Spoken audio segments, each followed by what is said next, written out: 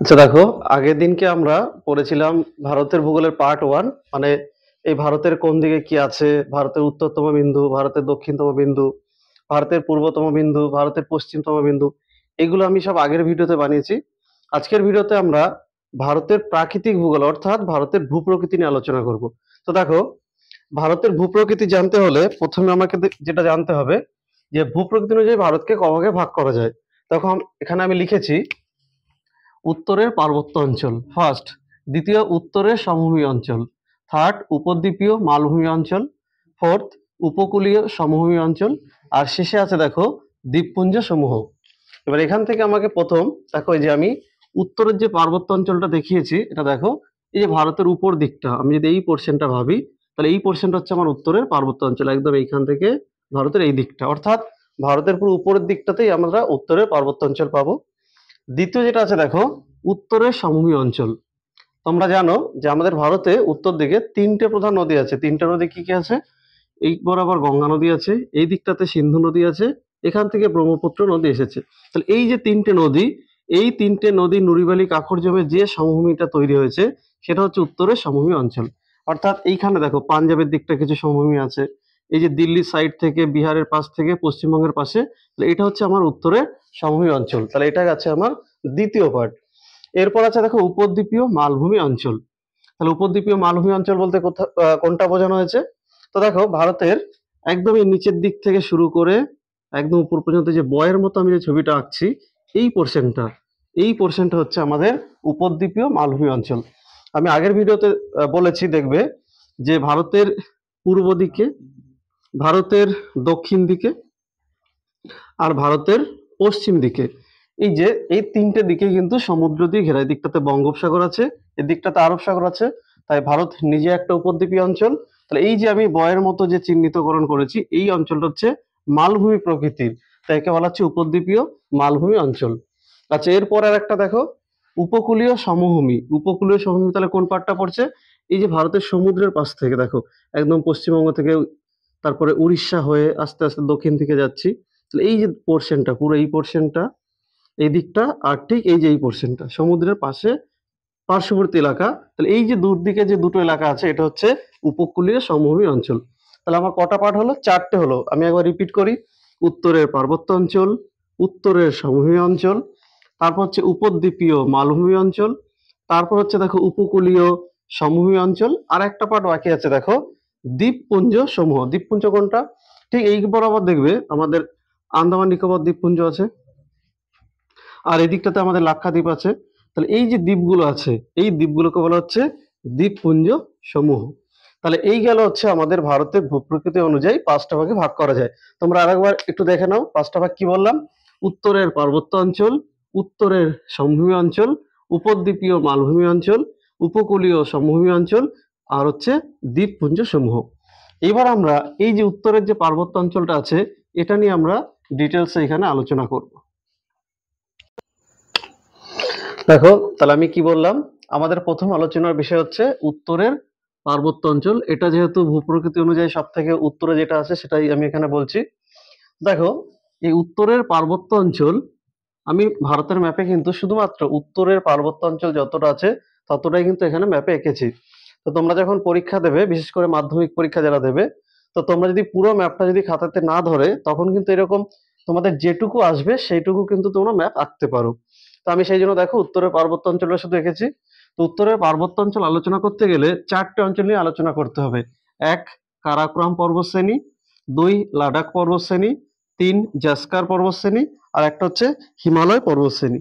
তো দেখো, কারাকোরাম পর্বতশ্রেণী মানে বুঝতে পেরেছো, শব্দ একদম উপরের যে পোর্শনটা, মানে একদম উপরের দিকটাতে দেখো, এখানে হচ্ছে পামির গ্রন্থি, পামির গ্রন্থি থেকে একটু নিচের পোর্শন পর্যন্ত কিন্তু এই কারাকোরাম পর্বতশ্রেণী অবস্থিত। এখানে যদি আমি দেখি, একদম পামির গ্রন্থি থেকে একটু নিচে তোমার যে কুনলুন পর্বত আছে, সেই পর্যন্ত কিন্তু আমাদের এই কারাকোরাম পর্বতশ্রেণী অবস্থিত। এখানটা মোটামুটি 65 মিলিয়ন বছর আগে এটা তৈরি হয়েছে। হিমালয় যেহেতু জানো নবীন ভঙ্গিল পর্বতমালা, তো 65 মিলিয়ন বছর আগে কিন্তু এই অঞ্চলটা তৈরি হয়েছে। তাহলে এটা আমার উপরে গেল। আর এখানে সব থেকে যে উচ্চতম পর্বতশৃঙ্গ আছে, সেটা হচ্ছে K2, অর্থাৎ কিংডম অফ কারাকোরাম। আমাদের দ্বিতীয় পার্টটা কি আছে, লাদাখ পর্বতশ্রেণী। তাহলে তার থেকে একটু নিচের দিকটাতে লাদাখ, তোমরা জানো যে লাদাখ হচ্ছে ভারতের উচ্চতম মালভূমি, মানে পৃথিবীতে যত উচ্চতম মালভূমি আছে এখানে গড় উচ্চতা কিন্তু প্রায় 5,000 মিটার। মানে এত উঁচু মালভূমি কিন্তু পৃথিবীর অন্য কোনো জায়গাতে কিন্তু দেখতে পাওয়া যায় না। তৃতীয় যেটা আছে দেখো, জাসকার পর্বতশ্রেণী, এটা তার একটু নিচের দিকটাতে, নিচের পোর্শনে অবস্থিত। এখানে যে উচ্চতম পর্বতশৃঙ্গ আছে তার নাম হচ্ছে কামেট। এর উচ্চতা হচ্ছে 7,756 মিটার। আর তার একটু নিচে যদি আসি তাহলে দেখো সেখানে হচ্ছে হিমালয় পর্বতশ্রেণী। তাহলে হিমালয় পর্বতশ্রেণীটা কিন্তু এইখান থেকে এইভাবে পুরো এতটা ছড়িয়ে আছে। কিছুটা তোমরা জানো এখানে যে নেপাল, কিছুটা ভুটানে, চীনের দিকটাতে, ভারতের পূর্ব দিকটাতে, আর এই দিকটাতে অবশ্যই তো আছে। তো যেহেতু হিমালয় পর্বতমালা সব থেকে বেশি বিস্তার এই ভারতের উত্তর দিকটাতে আছে, তাই এইবার আমরা এই হিমালয় পর্বতশ্রেণী ডিটেলসে আলোচনা করব।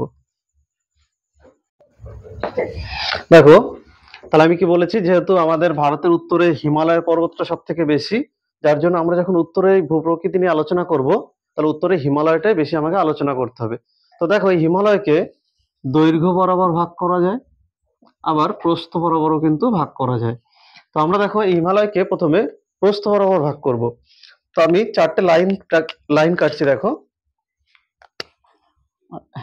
1, 2, 3, 4। এই যে আমি চারটে টুকরো করলাম, দেখো অ্যাকচুয়ালি এই চারটে টুকরোই কিন্তু প্রস্থ বরাবর ভাগ করা যাচ্ছে। সবার এই যে উপরে যে পোর্শনটা দেখতে পাচ্ছি, উপরের পোর্শনটা, এটা হচ্ছে টেথিস হিমালয়। আমি সবার উপরে যেটা দিয়েছি। তারপরে নিচে নামি, দেখো তারপর দিয়েছি হচ্ছে হিমাদ্রি হিমালয়। তারপরে নিচের পোর্শনটা যেটা আছে সেটা আছে দেখো হিমাচল হিমালয়। আর একদম নিচে হচ্ছে শিবালিক হিমালয়। তাহলে প্রস্থ বরাবর হিমালয়কে কটা ভাগে ভাগ করা যায়? চারটে ভাগে ভাগ করা যায়। সেই চারটে কি কি?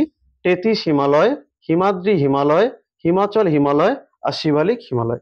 তো এবার দেখো, আমি টেথিস হিমালয় নিয়ে একটু আলোচনা করছি। তাহলে একদম ভারতের উপরে যে উত্তরে যে পোর্শনটা আছে এটা হচ্ছে টেথিস হিমালয়। এটা দেখো প্রায় 7 থেকে 12 কোটি বছর আগে এই নবীন ভঙ্গিল পর্বতমালা কিন্তু তৈরি হয়েছে। আর এখানে গড় উচ্চতা 3,000 থেকে 5,000 মিটার উচ্চতা। আর এখানে আমি আগেই ম্যাপে দেখিয়েছিলাম যে এখানে যে K2 পর্বতশৃঙ্গ, এটা কিন্তু এখানে সর্বোচ্চ শৃঙ্গ। তাহলে এই পোর্শনটা আমার গেল হচ্ছে টেথিস হিমালয়ের মধ্যে। এরপরে যে নিচের পোর্শনটা, একটা ধাপ আমি নিচে নামবো, এই যে নিচে এখানটা দেখো, এটা হচ্ছে হিমাদ্রি হিমালয়। এই যে টোটাল উত্তরে যে হিমালয় আছে সেই উত্তর হিমালয়ের মধ্যে এই পোর্শনটাতে কিন্তু সব থেকে উঁচু জায়গা, মানে এখানে গড় উচ্চতা প্রায় 6,000 মিটার। এমনকি এই পোর্শনের মধ্যেই পৃথিবীর মধ্যে সব থেকে উচ্চতম পর্বতশৃঙ্গ তোমরা জানো মাউন্ট এভারেস্ট, উচ্চতা জানো 8,850। পুরনো এটাতে এই 50-এর জায়গা কিন্তু 48 থাকলেও থাকতে পারে। তাহলে এই সব থেকে যে উচ্চতম পর্বতশৃঙ্গ অর্থাৎ পৃথিবীর মধ্যে মাউন্ট এভারেস্ট, সেটাও কিন্তু আমার এই দ্বিতীয় পোর্শনের মধ্যে পড়বে। অর্থাৎ এই হিমাদ্রি হিমালয়ের মধ্যে কিন্তু এই মাউন্ট এভারেস্ট পড়বে। এদিকে যদি আসে নেপাল, তারপর এদিকে আছে কাঞ্চনজঙ্ঘা। কাঞ্চনজঙ্ঘা জানো এটা হচ্ছে পৃথিবীর মধ্যে কিন্তু তৃতীয় উচ্চতম পর্বতশৃঙ্গ। তাহলে এই যে দ্বিতীয় পোর্শনটা বললাম হিমাদ্রি হিমালয়, তাহলে এর মধ্যে আমাদের মাউন্ট এভারেস্টও পড়ছে, আবার কিন্তু কাঞ্চনজঙ্ঘাও পড়ছে। এর পরের পোর্শনটা কি আছে? হিমাচল হিমালয়। হিমাচল হিমালয় হচ্ছে তার নিচের দিকটার অংশ। এই অংশটার মধ্যে পীর পাঞ্চাল, মুসৌরি তোমরা নাম শুনেছো। আর এখানকার গড় উচ্চতা এখান থেকে কম, ওই 3,000 থেকে মোটামুটি 4,500 মিটারের মধ্যে। তাহলে এর মধ্যে কি কি ইম্পর্টেন্ট পড়লো? পীর পাঞ্চাল আর হচ্ছে মুসৌরি। আর একদম আরেকটু নিচের পোর্শনে যদি আসি, এটা হচ্ছে আমাদের শিবালিক হিমালয়। এখানে ইম্পর্টেন্ট জায়গা হচ্ছে একটা অন্যতম হচ্ছে দেরাদুন, তোমরা নামটা শুনেছো হয়তো। আর এখানকার গড় উচ্চতা হচ্ছে গড়ে 6,000 থেকে ওই 1,500 মিটারের মতো উঁচু। তাহলে এই যে হিমালয়ের প্রস্থ বরাবর যে আমি চারটে ভাগ দেখালাম, কি কি দেখালাম? ফার্স্ট উপর হচ্ছে টেথিস হিমালয়, সেকেন্ড হচ্ছে হিমাদ্রি হিমালয়, তারপর হচ্ছে হিমাচল হিমালয়, আর তারপর হচ্ছে শিবালিক হিমালয়। তাহলে এই চারটি হিমালয়ের ডিটেলস কিন্তু তোমাকে জানতে হবে। আচ্ছা, এখানে আরেকটা ভাগ আছে, দেখো আমি আগেই বলেছি এটা কিন্তু আমি প্রস্থ অনুযায়ী ভাগ করলাম। তাহলে আরেকটা কি অনুযায়ী ভাগ করা যায়? সেটা হচ্ছে দৈর্ঘ্য অনুযায়ী। দেখো আমি আরেকটা দাগ কাটছি, 1, 2, 3। তো এই যে পোর্শনটা হচ্ছে দেখো এইটা, এটা হচ্ছে আমার পশ্চিম হিমালয়। এই যে মাঝখানে যে আমি ভাগটা করলাম এটা হচ্ছে আমার মধ্য হিমালয়। আর এই দিকে যে আমার ভাগটা আসছে এটা হচ্ছে আমার পূর্ব হিমালয়। তাহলে এটা আমার কি অনুযায়ী ভাগ গেল? এটা গেল কিন্তু আমার দৈর্ঘ্য অনুযায়ী। পশ্চিম হিমালয়, মধ্য হিমালয়, পূর্ব হিমালয়। তাহলে হিমালয়কে আমাকে বোঝাতে গেলে একবার প্রস্থ অনুযায়ী ভাগ করা যাবে, একবার দৈর্ঘ্য অনুযায়ী ভাগ করা যাবে। তাহলে প্রস্থ অনুযায়ী কবে ভাগ করা যায়? 4 ভাগ। তেথিস হিমালয়, হিমাদ্রি হিমালয়, হিমাচল হিমালয়, শিবালিক হিমালয়। আর যখন আমি এই দৈর্ঘ্য বরাবর ভাগ করব তখনও তিনটে আসবে।